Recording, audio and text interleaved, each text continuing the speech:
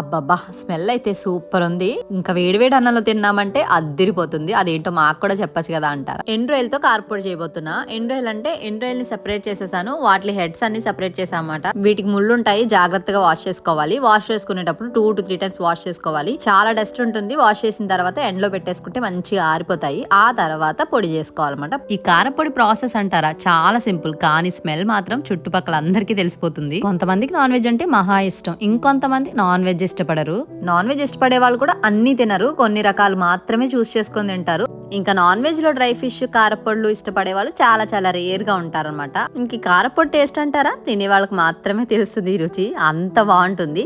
Process కి వచ్చేసరికి ముందు ఎండురేల్ని డ్రై రోస్ట్ చేసుకోవాలి. అదే ప్యాన్ లోకి 1 టేబుల్ స్పూన్ ఆయిల్ వేసుకొని అందులో ఎండుమిర్చి, ధనియాలు, జీలకర్ర, వెల్లుల్లి ఫ్రై చేసుకోవాలి.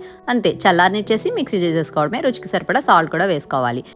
ఇలా కారప్పొడిని వేడి వేడి అన్నంలో వేసుకొని తింటే అద్దిరిపోతుంది. నాన్ వెజ్ ఇష్టపడే వాళ్ళు ఉంటారు కాబట్టి రెసిపీ షేర్ చేశాను. మరి మీలో ఎంతమంది ఇష్టంగా తింటారో కామెంట్ చేసి చెప్పాలి కదా నాకు.